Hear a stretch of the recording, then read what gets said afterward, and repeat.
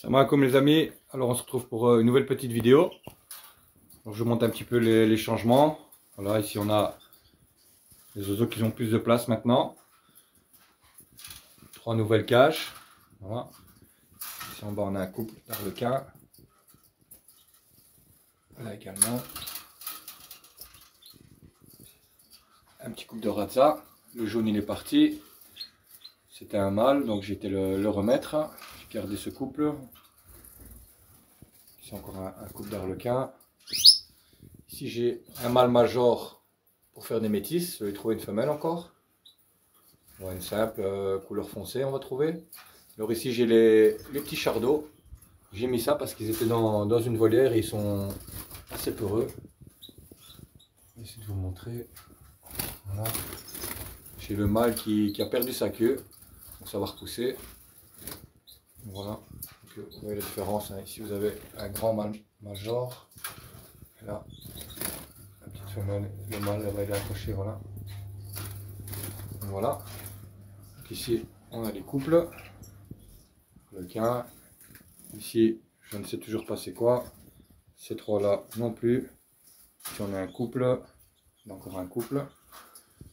Alors par contre pour les chardots. Ça devait être une femelle, c'est un mâle. Là-bas au fond, voilà. Donc il est à vendre. C'est un mâle tête blanche. Alors il me restera un mâle agate, un mâle brun et une femelle Isabelle. Alors pour les spécialistes de chardonneret, j'aurais voulu savoir quels sont les jeunes possibles si je mets la femelle Isabelle avec un mâle agate. Quels seront les mâles et les femelles qui peuvent sortir de là. Et sinon, la femelle Isabelle avec un mâle brun. Quelles seraient les possibilités? Donc si vous pouvez mettre ça en commentaire, ce serait gentil. Alors, je vais vous montrer un petit peu les produits que j'emploie. J'emploie pas grand chose. Vinaigre de pomme, Calcilux, Fertivit.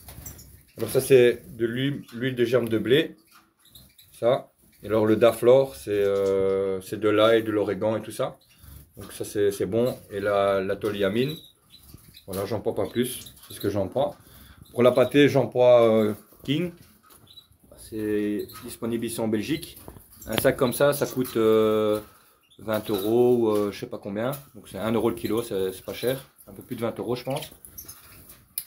Et alors je voudrais vous parler aujourd'hui de quelque chose de très important pour les oiseaux. Donc c'est l'éclairage et surtout le nombre d'heures d'éclairage. Donc par exemple aujourd'hui j'ai été chez un monsieur pour échanger mon mâle tête blanche contre une femelle. Sauf que le monsieur avait 15 heures de lumière chez lui. Et donc moi ici pour l'instant j'ai 12 heures de lumière. Donc je vous ai fait un petit tableau pour vous expliquer. J'ai pas pu prendre la femelle parce que pour l'instant on est, je vous montre ça, on est là. On a réellement 9 heures d'ensoleillement. Et pour les canaris, on doit être là et là. Tant qu'on est en dessous, ça ne devrait pas déclencher. Donc moi, pour l'instant, je suis à 12 heures. Là. Ok. Donc si mes oiseaux ils ont 12 heures et que j'achète un oiseau qui est à 14 ou à plus, si je le remets de là à là, ben, il risque de tomber en mue. Pourquoi? Parce que ici, je vous ai fait un petit peu les dates. Donc, si vous voulez, ça, c'est l'ensoleillement en Belgique. Donc, vers le 19 mars, on n'a que 12 heures. Vers le 31, on a 13 heures. Et ça continue à grimper comme ça. Donc, vers le 19 du 4, on a plus ou moins 14 heures. Vers le 1er juillet, on a 16 heures de lumière. Et là, ça commence à descendre. OK? Et à partir du moment où ça commence à descendre, ici, vous voyez, les heures commencent à descendre, l'oiseau rentre en mue. Donc, si vous achetez un oiseau qui est à 14-15 heures de lumière et que vous le remettez chez vous à 12 heures, ou sans éclairage, même pire, à 9 heures, vous risquez de provoquer une mue. Je ne dis pas que c'est le cas, mais c'est très risqué que l'oiseau tombe en mue et ne va pas pouvoir faire l'élevage chez vous. Donc, si vous êtes à 12 heures et que vous achetez un oiseau qui est là, vous allez devoir augmenter les heures de lumière pour être à 14 ou l'heure d'ensoleillement que l'oiseau était habitué pour l'instant. Donc ça c'est très très important, j'espère que j'ai bien expliqué.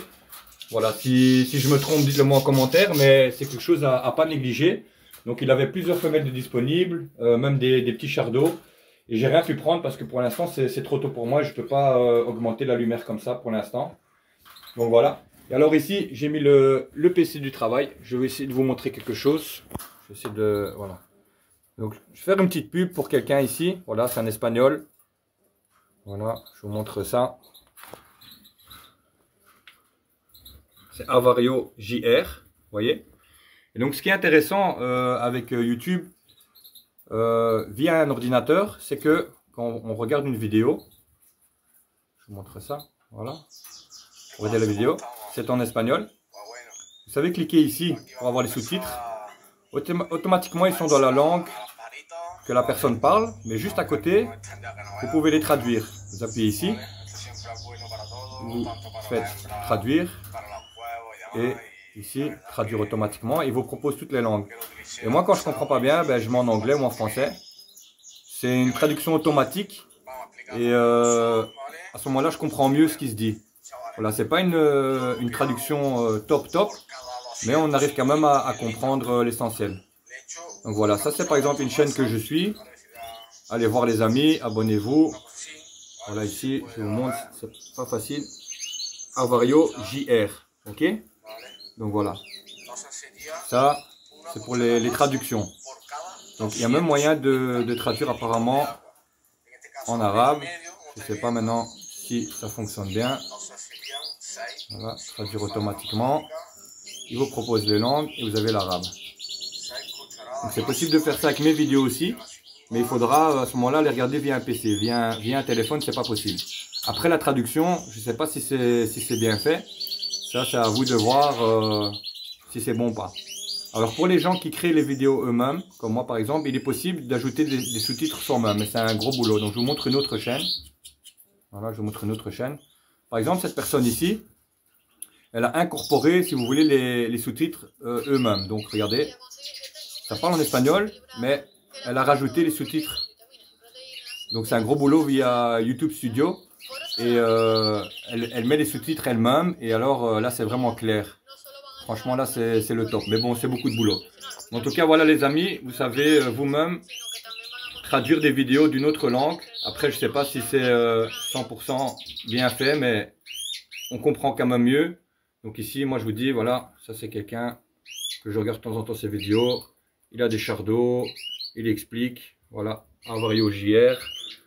Donc voilà les amis, c'est en espagnol mais il y a moins de traduire. Donc voilà, je voulais vous montrer ça, c'est assez intéressant je trouve.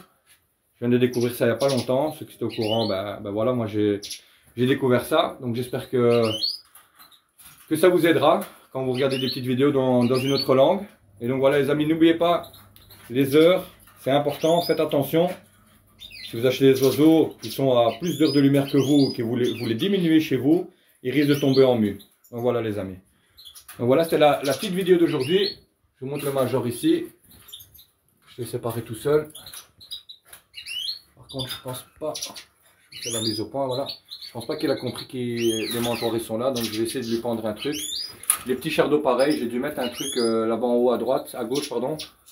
Ils sont pas habitués aux mangeoires. Des cages comme ça. Donc voilà, je vais me débrouiller un petit peu pour qu'ils trouvent leur manger. Donc voilà, ça c'est les 3 nouvelles cages. Alors le strict minimum, ici je dois encore rajouter, donc il y a les graines et un petit peu de pâté, je donne une fois par semaine pour l'instant, je donne rien. Et n'oubliez pas le grit, donc je dois le mettre de ce côté-là, ici à partout le grit. Chaque cage il y a du grit, donc c'est très important.